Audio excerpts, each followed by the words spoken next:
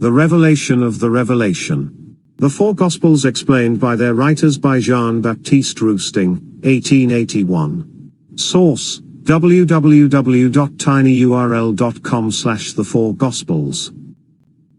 Draught of fishes. Matthew, chapter 4, verses 18 to 22. Mark, chapter 1, verses 16 to 20. And Luke, chapter 5, verses 1 to 11. Matthew. Jesus, walking by the Sea of Galilee, saw two brethren, Simon, who is called Peter, and Andrew his brother, casting a net into the sea, for they were fishers. And he saith unto them, Follow me, and I will make you fishers of men. And they immediately left their nets, and followed him. And going on from thence, he saw two other brethren, James the son of Zebedee, and John his brother, in the boat with Zebedee their father, mending their nets. And he called them, and they immediately left the boat and their father, and followed him. Mark. And as he walked by the Sea of Galilee, he saw Simon and Andrew his brother casting a net into the sea, for they were fishers. And Jesus said unto them, Follow me, and I will cause you to become fishers of men. And they immediately left their nets, and followed him. And when he had gone a little further thence, he saw James the son of Zebedee and John his brother, who also were in the boat mending the nets. And immediately he called them, and they left their father Zebedee in the boat with the servants, and followed him. Luke. And it came to pass that as the crowds pressed upon him to hear the word of God, and he stood by the lake of Gennesaret, and saw two boats standing by the lake, but the fishermen had gone out of them, and were wringing out their nets. And he went into one of the boats, which was Simon's, and asked him to put off a little from the land, and he sat down, and taught the crowds from the boat. And when he had finished speaking, he said to Simon, Push out into deep water, and let down your nets for a draught. And Simon answered and said unto him, Master, we have toiled all night, and have taken nothing, but I will let down the net according to thy word. And when they had done this, they enclosed a great multitude of fishes, and their net broke. And they made signs to their partners who were in the other boat to come and help them, and they came and filled both the boats, so that they began to sink. And Simon Peter saw it, he fell down at Jesus' knees, saying, Depart from me, for I am a sinful man, O Lord. For he and all who were with him were astonished at the draught of fishes which they had taken. And so were also James and John, the sons of Zebedee, who were partners of Simon's. And Jesus said to Simon, Fear not, from henceforth thou shalt catch men. And when they had brought the boats to land, they left all, and followed him. Section 71. You may learn a lesson even from the submission of the first disciples of Jesus. They were inspired by their guardian angels, and they hearkened to the voice which urged them to obey. Jesus read their inmost souls, and chose them, and they followed him by a kind of attraction which links sympathetic souls together. There was no miracle in the draught of fishes, in the sense that men attach to the word miracle, for it was not an event contrary to the laws of nature. The immutable will of God never departs from the laws of nature which he has established from all eternity. There is nothing supernatural, for everything is accomplished in physical nature through spirit action according to natural law.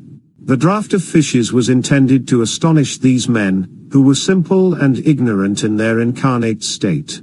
They were seized with terror, their hearts were humble, and as they were ignorant of the cause of the phenomenon, they thought that God had manifested his power by a miracle, and did not attempt to penetrate further into the mystery.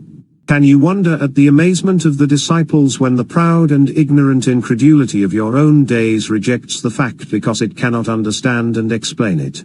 Do not the incredulous deny the power of spirits and magnetic phenomena, either without examination, or without sufficiently studying them from a theoretical and experimental standpoint? Do they not refuse to examine into spiritism, which combines revelation with science, and into spiritual science and magnetism, in which humanity might find all light, all science, and all truth, as well as all physical, moral, and intellectual progress?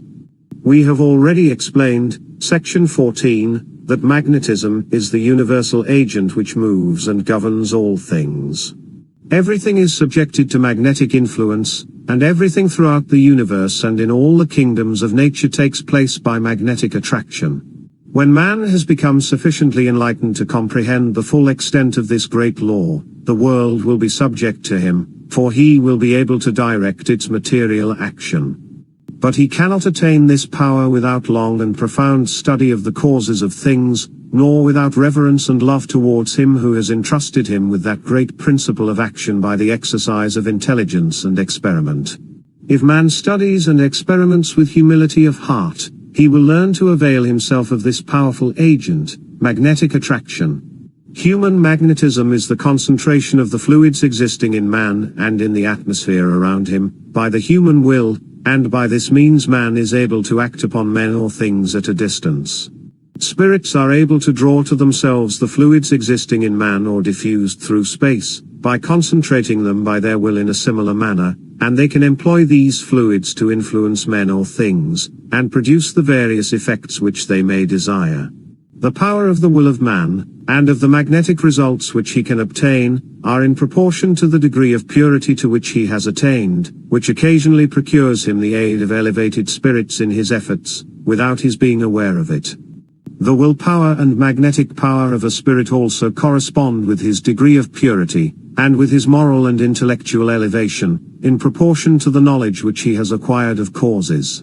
This also enables him to penetrate to the source of things, and to understand the various powers of magnetic attraction. The miraculous draught of fishes was due to natural causes, and was effected solely by the will of Jesus, who was thoroughly acquainted with the powers of the universal agent, magnetic attraction, and with the nature and properties of fluids. His sight was not obscured by the flesh, but easily penetrated the water. He was always a spirit, and his perispiritic body left him the full and complete possession of his spiritual life. He saw the fluids surrounding various kinds of fish, and he drew them into the waters around the boat by the exertion of his powerful will, and they rushed into the open nets. Do not ask for a further explanation of this.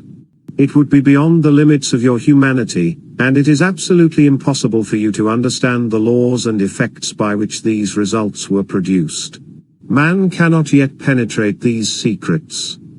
Do not forget that Jesus was a pure spirit among the pure, and that you cannot attempt to emulate his powers until you have acquired the requisite purity. There are still many secrets awaiting you in nature, but they will be unfolded to your gaze in proportion as your ideas are purified and enable you to ascend to the source of things. The only spiritual application which we shall make of the draught of fishes is that at the present day Spiritism corresponds to Peter's nets. Men will be attracted by the fluids which the good spirits will diffuse around you, and will throw themselves into the nets of their own accord, that they may be rescued from the polluted waters of human vice. We shall explain to you afterwards that Peter was selected by Christ to watch over the progress of faith, the development of intelligence, and the fulfillment of his promises. Christ declared that he should build his church, meaning your planet and its humanity, by conducting your planet in the path of physical progress to its fluidic degree, and by leading mankind to perfection through physical, moral, and intellectual progress. Section 72. Could exalted spirits still produce similar effects by their magnetism? Yes, with the permission of God, and aided, if needful, by spirits higher than themselves, but we never act without a motive, or for some useful purpose. What has happened once may happen again, and often does take place without your knowledge. Many events which you attribute to chance or good luck are due to our secret influence. Section 73. Could man attain a miraculous draught of fishes at the present day by means of human magnetism, and the theoretical and practical knowledge which he has already acquired, if he were aided by sufficiently exalted spirits? No, not man as he is at present. He must first acquire a degree of purity which he is far from possessing. God never delegates his power except to those who have become worthy to wield it. The revelation of the revelation. The four Gospels explained by their writers by Jean-Baptiste Roustaing, 1881. Source: www.tinyurl.com/the4gospels.